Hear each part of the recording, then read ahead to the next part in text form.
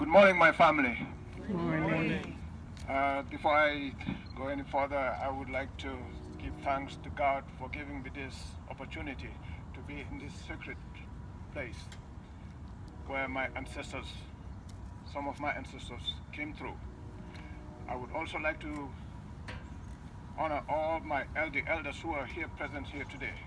As a young man, as an individual, I don't have a place to stand in front of you all to give a speech or a lecture or talk about something of such great importance.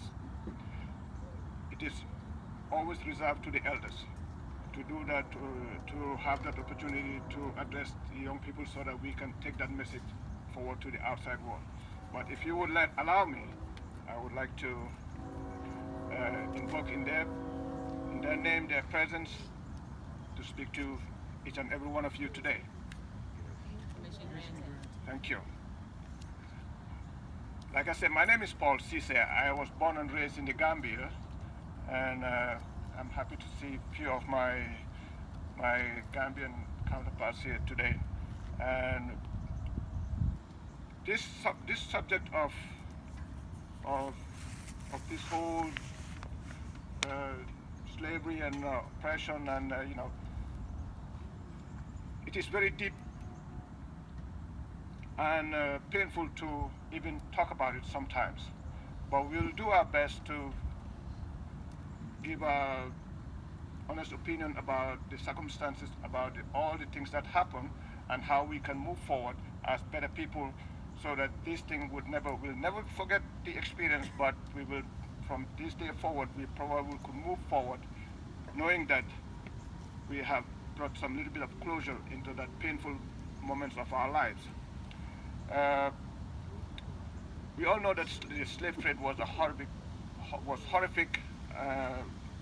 time for Africans throughout the trafficking of this, capturing people, local people, and then doing all the other stuff, putting them in ships and transporting them. But what I want to talk about is that when it happened, to find closure and healing in this whole experience, we also have to acknowledge the fact that we became part of the problem. And in order to move forward, we have to stop blaming one side and then, thinking that they were the only problem. Because that's not going to take us anywhere forward. We have to accept the fact that we also played an important role in this whole subject of slavery, whether you are the enslaved or the slave trader itself. In my culture, we were, and I think in most African cultures, we have this willful amnesia that if we don't talk about it, things are going to go away, or and that is okay. If we pretend that we can forget it, it's going to be forgotten, and things will disappear. But we know that is not how things work. We have to face up to the things that we are part of, and understand why it happened. Because once we can do that, then we can move forward to the next level and become better people as we want to be. And we need to get to a point where we stop seeing ourselves as the victims or innocent bystanders. That because when we do that, we miss the point of how did we make this happen. Because to tell you the truth, it wasn't, even though it was most of the people enslaved were black people, but we also played a big part of that subject of slavery. I'm from West Africa. There were so many kingdoms starting with the Kingdom of Mali, the Empire of Mali. Ghana first, and and then there was Mali and Songhai. And this is, all these three kingdoms, this is where I belong, this is where I came from. Because there is just the extension of, all these three kingdoms were extension of the Ghana, then Mali in the middle, and then Songhai, which is the last of the three great empires of West Africa. And if you're from West Africa, you, on central part of Africa, you probably belong to those groups.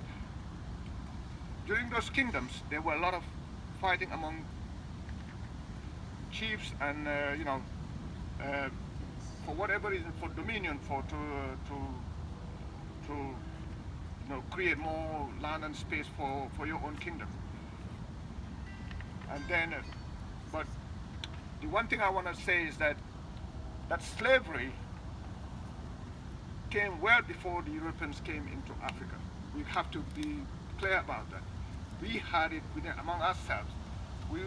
Among our people, if I may suggest, if you guys have a chance, read one of the books of Sheikh Anta Diop, pre-colonial Africa. It would give you a sense of what it was like when these kingdoms really had struggled among each other.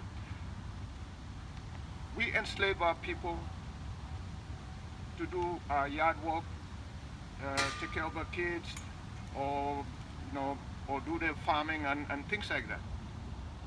Those are all horrific events because we treat each other, let's say, we capture one of our own people, and then they become slaves.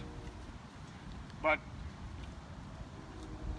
part of the biggest problem that happened when the British or the Europeans, and for the same reason the Arabs came into that side of Africa to enslave us, was because most of them came initially for the gold, because the initial concept was that, if you go to Africa, gold is like everywhere, you can pick it and go away. And then they discovered that there is something else that was more important than the gold, which was slave, because they could